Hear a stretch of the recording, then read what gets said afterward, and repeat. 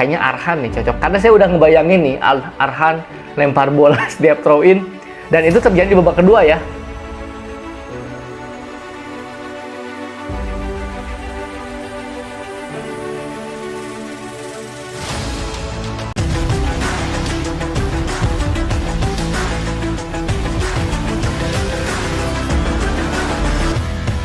Halo semuanya, kembali lagi bersama saya di Ulasan Bola. Di channel ini saya akan mengulas apapun tentang sepak bola. Kali ini saya akan mengulas tentang timnas Indonesia yang kemarin baru saja menghadapi Argentina. Ya teman-teman, seperti yang kita tahu dari sebulan sebelumnya setelah diumumkan timnas Argentina akan menjamu timnas Indonesia, perbincangan tentang pertandingan ini sangat-sangat masif ya di dunia maya. Banyak isu-isu yang beredar, dari mulai gosip bahwa Messi tidak jadi datang ke Indonesia sampai akhirnya memang benar-benar tidak datang ke Indonesia. Dan banyaklah pembahasan-pembahasan, baik itu yang serius ataupun yang bercanda-bercandaan, itu banyak sekali di lini masa. Hingga akhirnya kemarin Senin tanggal 19 Juni timnas Argentina benar-benar bertanding melawan timnas Indonesia. Kita rindu dengan timnas Indonesia yang bisa melawan tim-tim kelas dunia. Kita ingat tahun 2010 kita menghadapi Uruguay, kita kalah 7-1. Tahun 2013 menghadapi timnas Belanda, kita kalah 3-1. Kemudian melawan timnas Islandia. Dan di periode tahun tersebut kita cukup sering ya mendatangkan tim-tim yang kelas Eropa seperti Juventus, Chelsea, dan lain-lain. Tapi kan sejak saat itu, mungkin setelah 2014 ke sini kan tidak pernah ada lagi timnas kelas dunia atau klub-klub kelas dunia yang datang lagi. Nah, ini adalah momentum kedatangan timnas Argentina yang katanya mungkin menurut Pak Erik nanti beberapa tahun kemudian setiap tahun akan diadakan laga-laga mendatangkan timnas kelas dunia gitu loh. Nah, jadi sebetulnya sejak bahkan sebelum pertandingan ini dimulai, saya tidak berekspektasi timnas bisa menang. Saya tidak berekspektasi timnas bahkan menahan imbang. Saya tidak berekspektasi. Bukan semata-mata saya tidak optimis dengan timnas, tapi kan kita semua tahulah Argentina juara Piala Dunia, ranking 1 FIFA, pemain-pemainnya juga bagus banget, meskipun melawan tim lapis 2-nya kasarnya kayak gitu ya, meskipun kemarin mungkin 40% ya skuad utamanya yang diturunkan, 60% mungkin yang selama ini duduk di bangku cadangan. Tapi saya yakin, kalaupun memang timnas harus kalah, saya tidak akan menyalahkan atau menghujat dan lain-lain, karena memang sejak awal ekspektasi saya memang Argentina ini jelaslah beberapa level di atas kita gitu loh. Secara peringkat kita 150 dunia, secara prestasi dan lain-lain. Nah, ketika kemarin memasuki pertandingan, ternyata Coach Sintayong memainkan beberapa pemain yang baru debutan ya, seperti Sai Patinama ya. Patinama ini baru debut menjadi bek kiri, berarti kemarinnya Arhan sementara dicadangkan. Kemudian juga nama-nama yang selalu menjadi langganan kan biasanya Elkan Bagot, Rizky Ridho, Jordi Amat kembali menjadi starter gitu loh. Kemudian juga di depan ada Dimas Derajat, ada Rafael juga sama. Di tengah Klok yang sudah pasti menjadi starting di eranya Sintayong ini. Jadi memang kemarin meskipun ada 6 pemain yang dinaturalisasi, tapi terlihat pemain-pemain ini menurut saya ya cukup memberikan warna yang beda lah, menjadi pembeda lah. Setidaknya mereka ini kan punya jam terbang di luar negeri. Jordi Amat reguler bermain di Johor Darul Takdim. Elkan Bagot juga sama. Kemudian ada Patinama. Kemudian juga ada nama-nama seperti Mark Klok yang menjadi reguler di Persib Bandung, yang punya pengalaman di FC Utrecht gitu loh.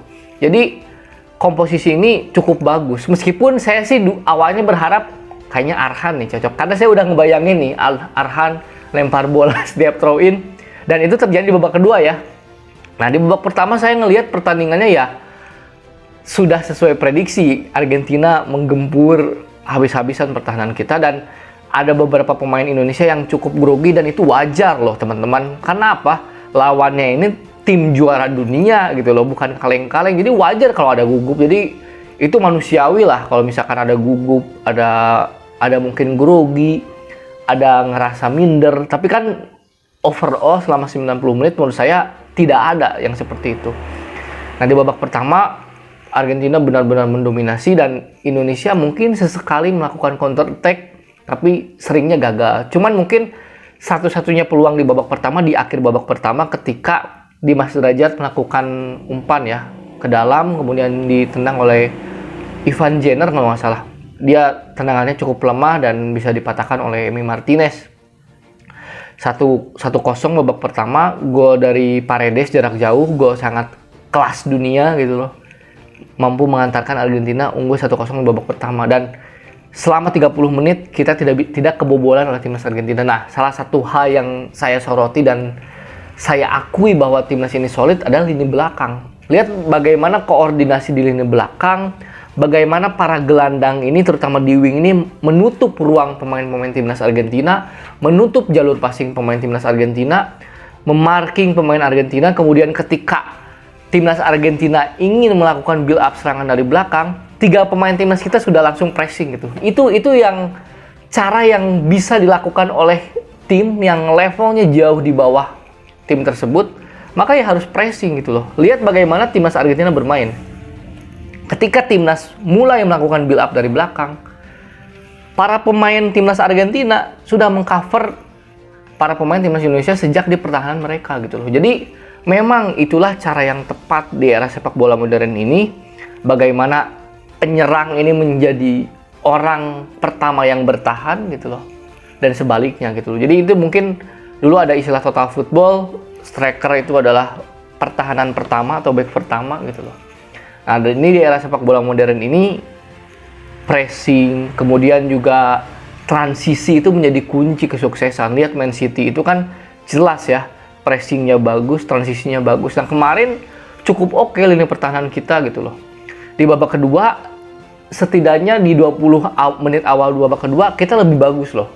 Kita lebih agresif, lebih berani menyerang. Masuknya Pratama Arhan seperti dugaan saya, setidaknya ada 5 kali Pratama Arhan melakukan throw in ya, lemparan ke dalam. Dan menurut saya kelima-limanya menciptakan scrimmage. Karena apa? Timnas Argentina tidak tahu kan siapa Pratama Arhan. Mereka tidak tahu atau buta kekuatan timnas Indonesia. Dan mungkin para pemain timnas Argentina pun tidak menyangka bola akan dilempar sejauh itu loh gitu. Ini pemain mana gitu. Terlihat kan back mereka, kiper mereka Emi Martinez juga kebingungan dengan lemparan tersebut gitu, dan selalu menciptakan scrimmage. Dan peluang terbaiknya ketika sundulan Elkan Bagot hampir saja menjebol gawang timnas Argentina. Dan secara overall jelas Argentina kelasnya jauh di atas kita, meskipun mereka menggunakan mayoritas lapis kedua. Tapi boleh bilang gini teman-teman, kan timnas itu melalui beberapa fase. Setidaknya saya sudah nonton timnas tahun 2000-an. Ada beberapa momen timnas Indonesia yang mungkin kita punya harapan di situ. Ketika timnas 2007 kita menjadi tuan rumah Piala Asia, kita bisa menang lawan Bahrain, kita bisa merepotkan Arab Saudi dan merepotkan Korea Selatan. AFF 2010 itu atmosfernya luar biasa. Kita bantai Malaysia 5-1, kita menang dengan skor telak, kita kalahkan Thailand meskipun anti klimaks di final kita kalah. Nah, sejak 2 momen itu kan kita cukup lama absen nih. Timnas kita cukup amburadul lah istilahnya gitu. Hingga datang Luis Milla sebentar 1 tahun setengah, kemudian di era transisi Luis Milla ke Sintayong, dan sampai sekarang kita menjadi lagi punya harapan gitu loh. Kita jadi punya harapan dengan masa depan timnas Indonesia. Ada beberapa poin yang saya catat, yang ini merupakan sisi positif dari laga kemarin. Jadi saya nggak berbicara hasil ya teman-teman. Yang pertama, mental timnas Indonesia. Saya ingat betul gitu. Kita tuh dulu kalau misalkan tertinggal 1-0, dulu ketika bermain di bawah tekanan, seringkali mentalnya drop gitu loh. Tapi di era Coach Sintayong ini, terlihat sekali mental para pemain luar biasa loh gitu loh teman-teman. Mentalnya sangat luar biasa, cukup tenang, berani main dari belakang, build up dari belakang. Itu kan sebuah prestasi juga menurut saya ya, terlepas dari hasilnya. Kemudian juga kondisi fisik. Dulu timnas Indonesia, bukan dulu sih, mungkin sebelum-sebelumnya ya, karena tidak mengecilkan pemain timnas yang dulu juga. Menit 70 kita sudah terlihat lelah. Menit 60 sudah mulai kelelahan, tapi mereka sampai menit 90 tampil sangat prima. Kondisi fisiknya prima sekali gitu loh teman-teman.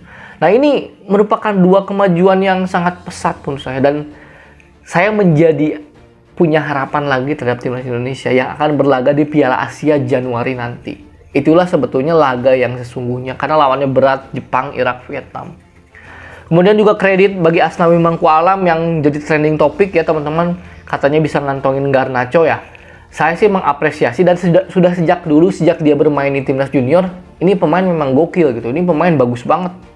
Cuman hati-hati ya teman-teman, jangan terlalu diekspos berlebihan, jangan terlalu disanjung berlebihan. Biarkan Asnawi berproses, biarkan dia terus berkembang di Liga Korea. Saya berharap dia bisa terus tumbuh dan bisa bermain di Liga Utama Korea, bisa bermain reguler di Liga Utama Korea, yang itu akan menjadi pintu bagi dia untuk dilirik oleh tim-tim Eropa gitu. Jadi biarkan dia terus berkembang, kita apresiasi, kita puji boleh, tapi stop, kita berikan dia waktu untuk terus berkembang ya teman-teman. Mungkin itu dulu ulasan bola kali ini, dan salam olahraga.